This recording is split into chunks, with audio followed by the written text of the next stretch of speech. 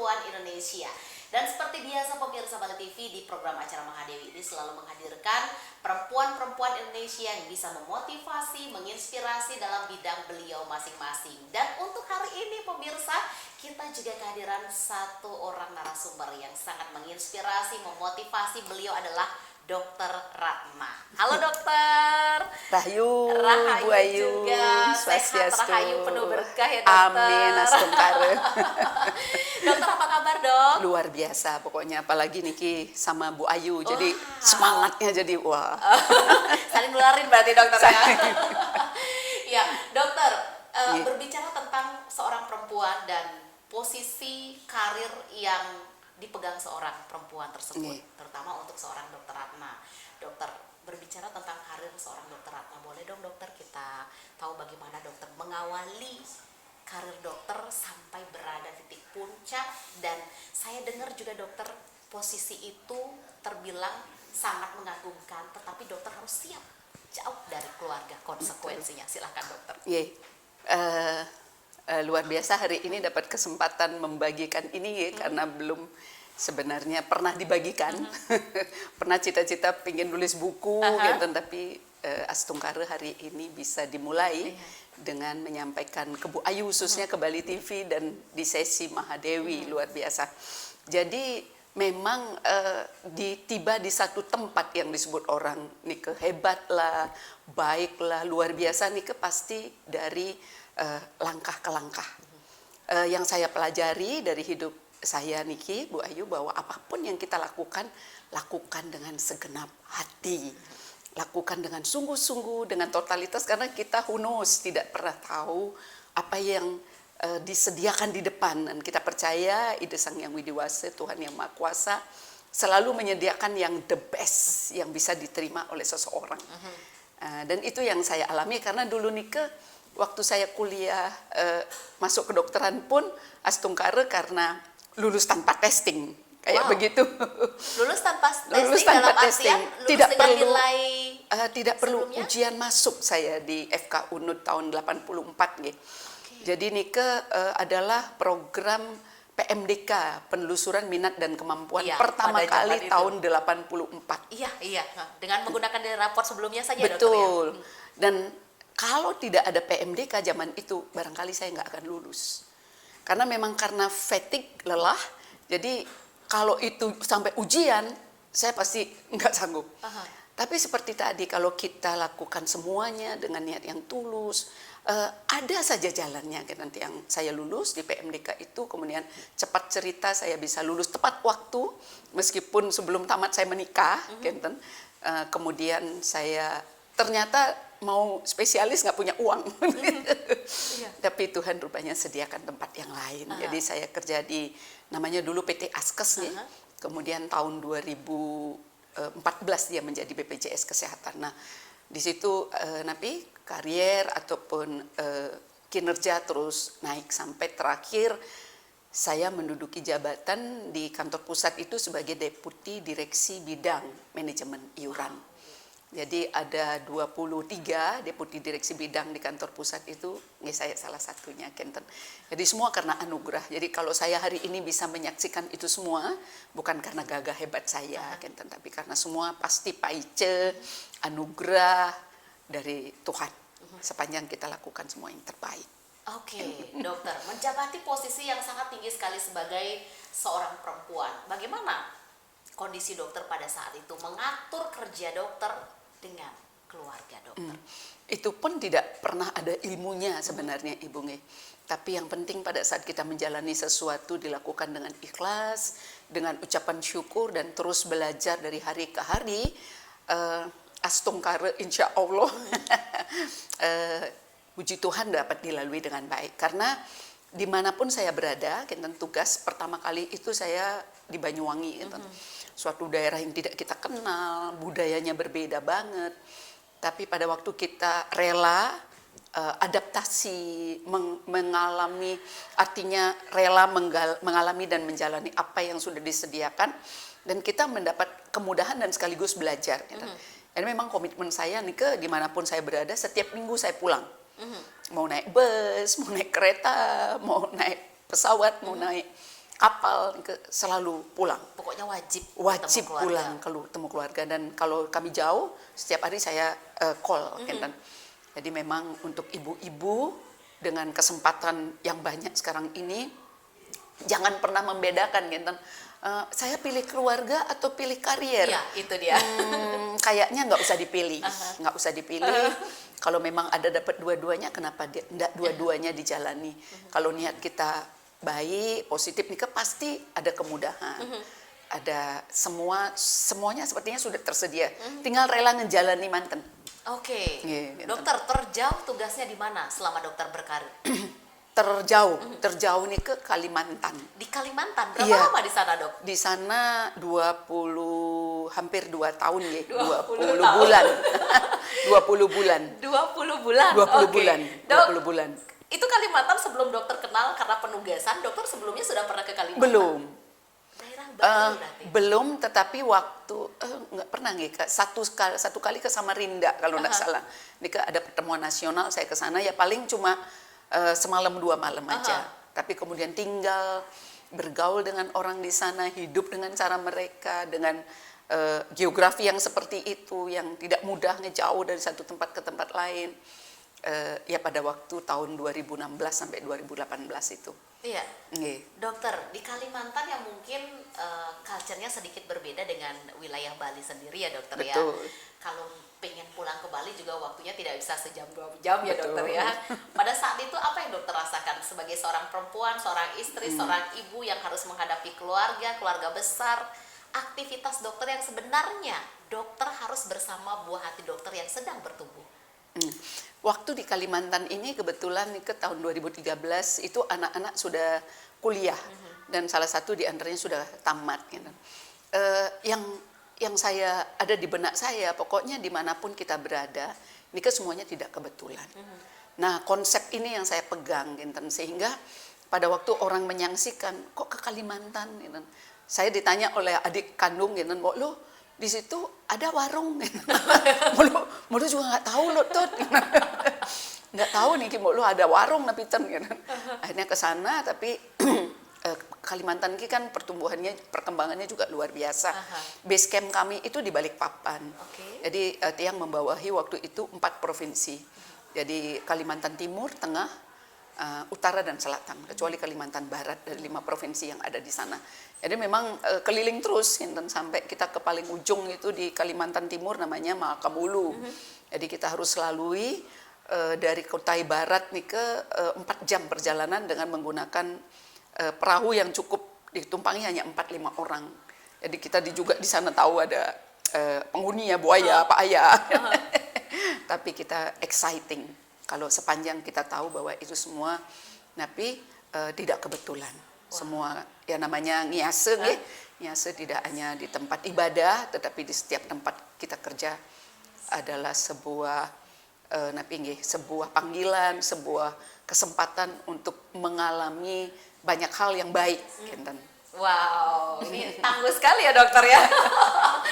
Tangguh jiwa, tangguh fisik ya, berbagai proses yang sudah dilalui. Dokter, menarik sekali perbincangan kita, nanti kita akan sambung lagi ya dokter ya. Tetaplah di Mahadewi, Pesona Perempuan Indonesia. Ya, pemirsa Bali TV masih di Mahadewi, Pesona Perempuan Indonesia, masih bersama Dokter Ratna. Dokter, untuk aktivitas kesibukan dokter saat sekarang ini dok, setelah pensiun dari penugasan dokter yang sebelumnya. Baik, sebelum menjawab itu saya hanya pesan lagi kepada ibu-ibu dan para wanita, jangan pernah mau susah. Oke, jangan pernah mau jangan susah. Pernah mau susah. Artinya, kalaupun ada kesusahan, jangan dipandang sebagai sebuah kesusahan, kesulitan, tapi kesempatan untuk belajar.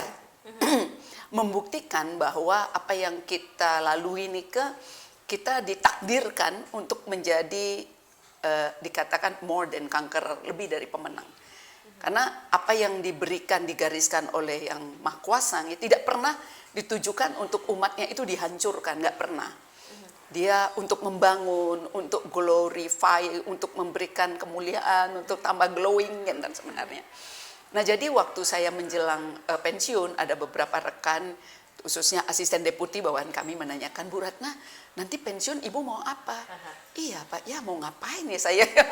Saya ditanya malah saya bingung. Gitu. Kalau misalnya Ibu nggak ngajar atau nggak ngerti juga Pak. Ibu sendiri kan nggak punya usaha ya. Iya Pak, saya juga, tapi saya percaya Tuhan sudah sediakan. Gitu.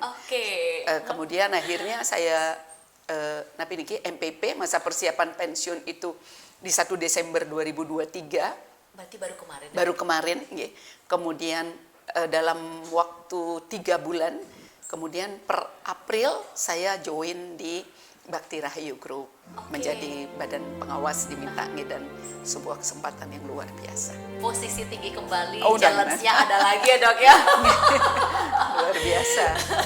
Dokter, menghadapi posisi karir yang dapat dikatakan sangat tinggi ya dokter ya, kalau dari perjalanan karir dokter. Bagaimana dokter memberikan inspirasi kepada para perempuan Indonesia di luar sana atau para penonton kita untuk bahwa kita loh perempuan bisa untuk maju di luar daripada aktivitas perempuan dan tanggung jawab yang sangat banyak sekali ya dokter ya. Kita punya keluarga, kita punya suami, di Bali kita terkenal dengan adat budaya yang sangat padat. Kita harus bersosialisasi, tapi kita harus punya karir yang melesat dan perempuan layak loh untuk itu. Silakan dok. Jadi sebenarnya wanita ini sudah dipersiapkan by design. Dia adalah penolong untuk suaminya. Kalau dia berkeluarga, dia penolong. Jadi namanya penolong. Penolong ini bukan sembarang penolong, tapi dia disebut penolong yang sepadan. Jadi kalau dia sepadan, apapun kekurangan, ini kita bicara rumah tangga ya, untuk khusus untuk apa yang saya alami. Kalau dia penolong yang sepadan, apapun yang dibutuhkan suaminya untuk keluarga ini menjadi sebuah gambaran kebaikan Tuhan di dalam keluarga ini, itu ada pada istrinya.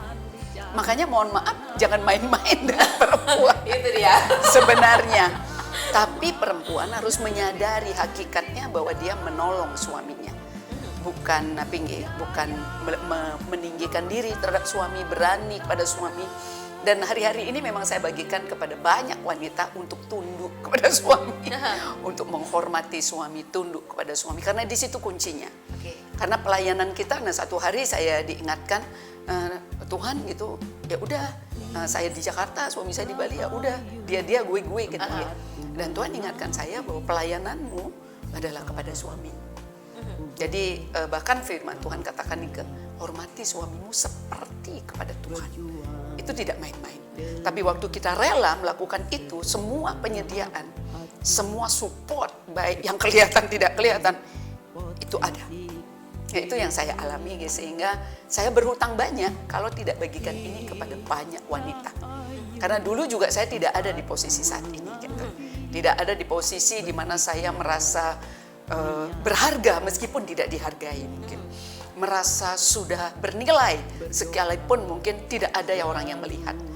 Nah, ini yang kayaknya kita punya PR besar Bu Ayu untuk terus kumandangkan ini supaya wanita tidak menjadi lemah, tidak merasa beban waktu melayani suaminya. Kemudian beban lagi kan niki wenten Banten wenten kene. Kenapa megending nike warga sari hanya di pura. Kenapa tidak waktu nyuci baju kenten sambil dijeruro, dijarara. Kan bisa Ibu. Sambil nyapu. Bisa sambil goreng-goreng ya dokter ya. Jadi memuji, menyembah Tuhan itu kan tidak sebuah tempat, tetapi hidup kita sebagai sebuah worshiper, sebagai penyembahan. Nah itu buat suami ini kan pasti senang. Pasti tidak ada lagi pertengkaran, tidak lagi mohon maaf kecemburuan, nggak usah cemburu-cemburu. Setinggi apapun perempuan di luar sana, di rumah perempuan mempunyai tanggung jawabnya sendiri ya dokter ya, kepada suami, kepada buah hatinya, seperti itu. Dokter perjalanan mungkin mohon maaf Bu Ayu, bukan tanggung jawab. Kalau tanggung jawab dia berat. Oh berat ya dok. Dia Kita ganti panggilan. dengan panggilan. Baik. Dia calling. Dia panggilan nih. Kalau orang dipanggil dia pasti diperlengkapi, disediakan. Jadi bukan dia yang tanggung tapi bear the burden, ya, bukan dia yang menanggung bebannya, enggak sama sekali.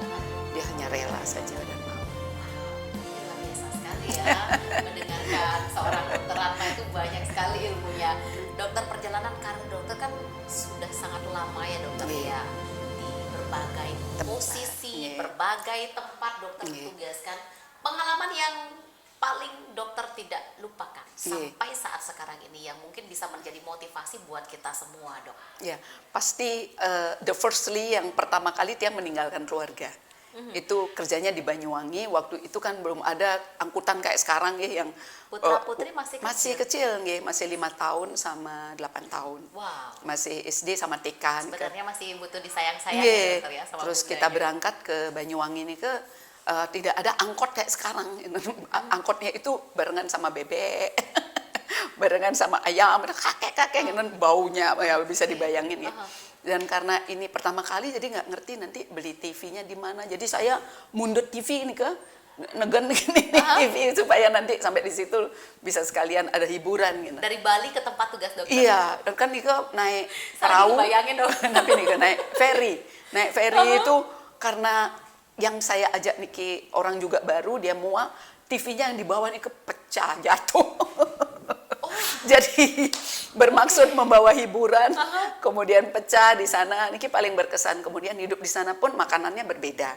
Di sana tenwenten serombotan, daluman, lawar, adanya namanya rujak soto, gitu. Jadi sudah rujak dicampur karo soto, gitu, sama soto. Waduh, berbulan-bulan dia harus belajar makan itu kan, gitu. Jadi unik.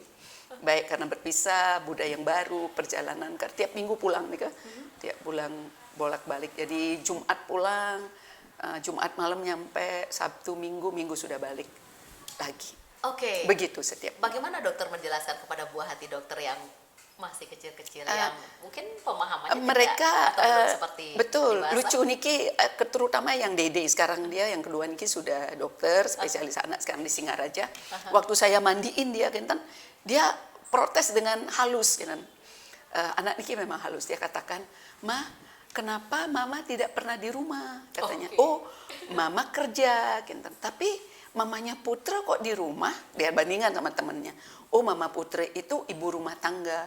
Terus dia bilang begini, "Oh, kalau begitu nanti kalau Dede besar, Dede mau cari ibu rumah tangga."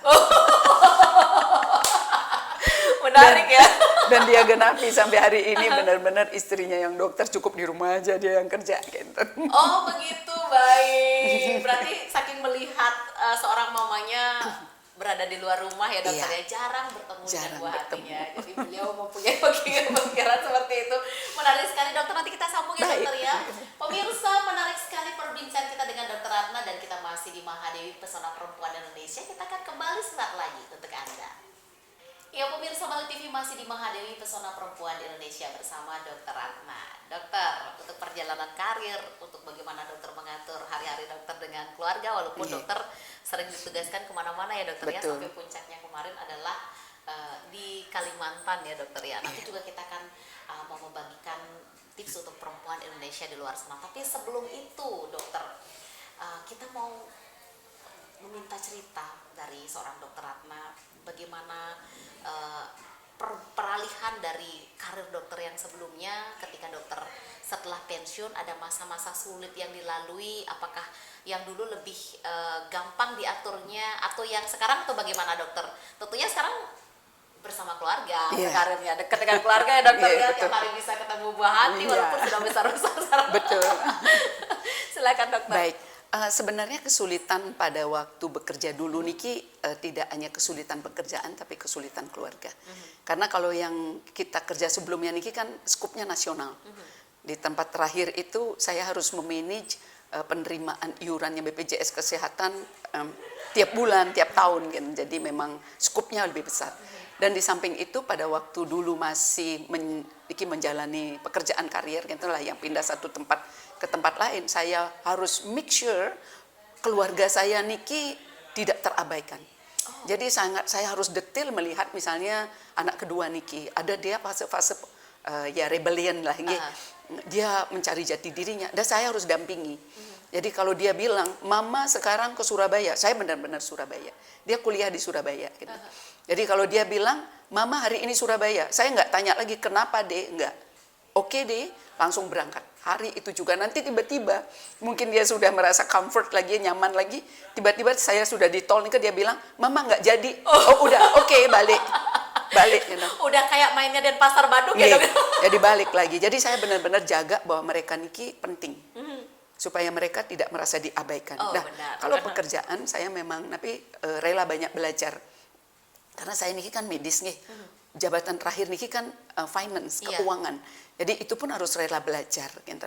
Ya, itu mungkin kesulitannya, penyesuaiannya. Sempat ingin resign, tapi Tuhan katakan enggak, stay here, kamu harus tinggal di sini, dan saya ikuti, gitu.